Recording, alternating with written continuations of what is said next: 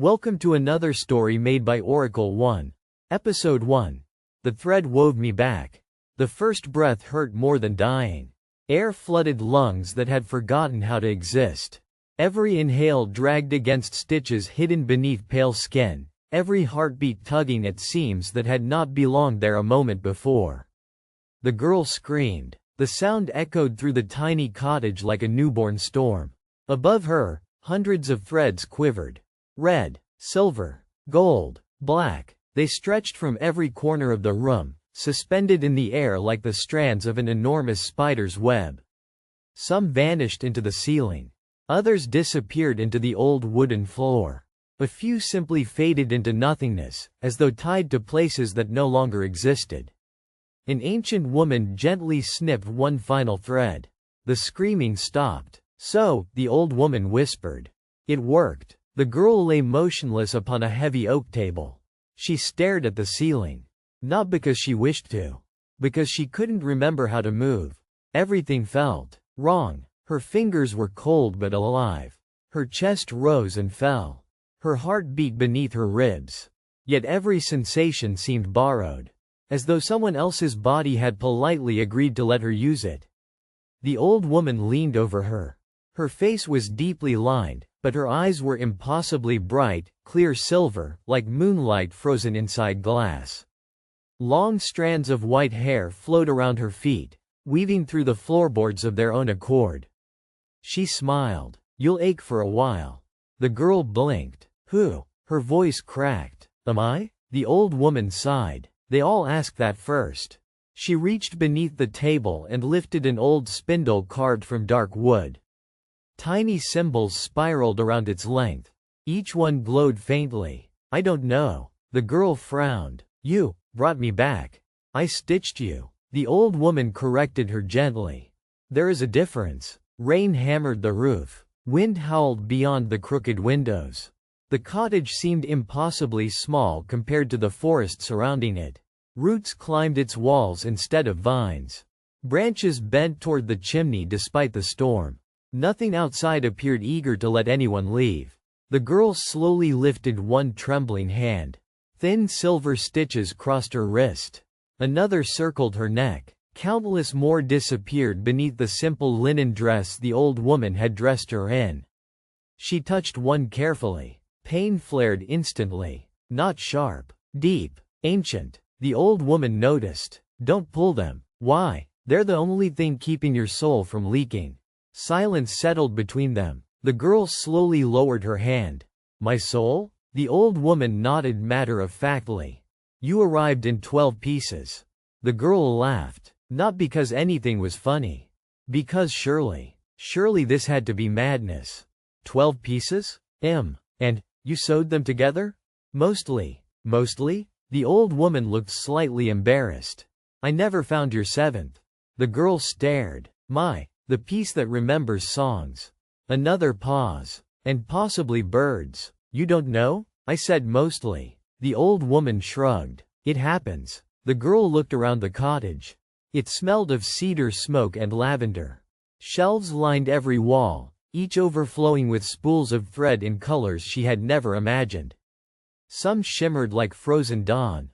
Others seemed woven from shadow itself. One spool contained no thread at all. Only tiny whispers escaping whenever the wind touched it. "What is this place?" The old woman smiled warmly.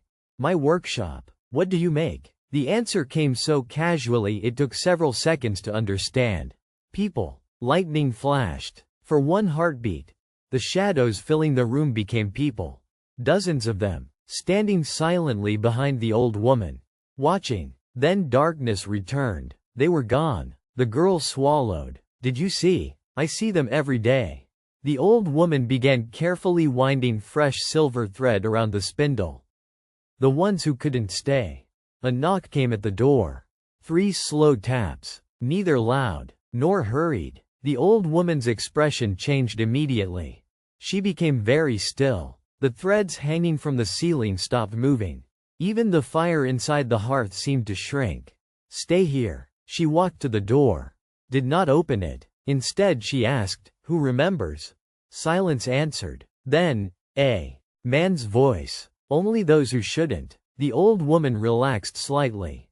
She opened the door just enough for a hooded traveler to step inside.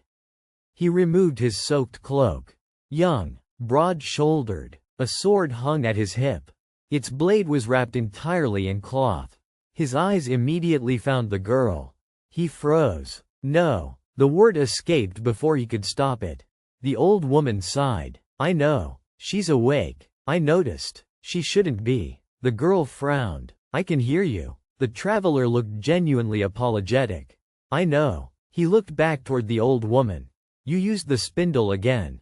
I did. You promised. I promised to stop after winter. It has been 12 winters.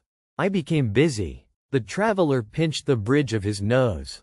You resurrected someone. I stitched someone. The correction came instantly. There is a difference. The traveler slowly approached the table.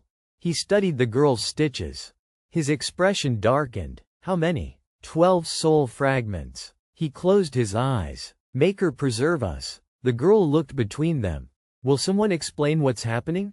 The traveler met her gaze. You're dead. The words landed without emotion, as if he had spoken the weather. You died recently. The weaver found what remained. He gestured toward the old woman. And she did something she was forbidden to do.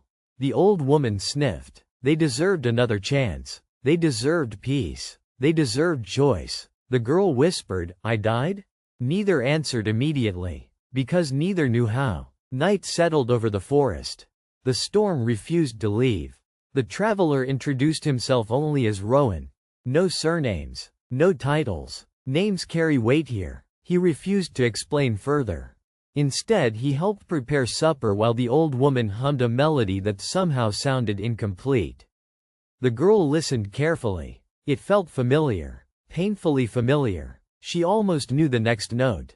Almost. Then the melody simply stopped. The old woman smiled sadly. I told you. I couldn't find your seventh. Later. Unable to sleep, the girl wandered through the cottage.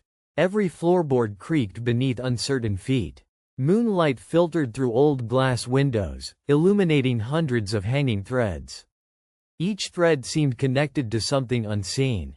One led upward into the stars. Another disappeared beneath the earth. One simply ended beside an empty chair. She reached toward a crimson strand. The moment her fingers brushed it, the world vanished. Blood. Warm. Fresh. Running between cobblestones. Hands. Someone else's hands. Holding hers. A voice. Male. Terrified. Run. Footsteps. A knife catching moonlight. Pain exploding through her back. Then, nothing. She stumbled backward, gasping.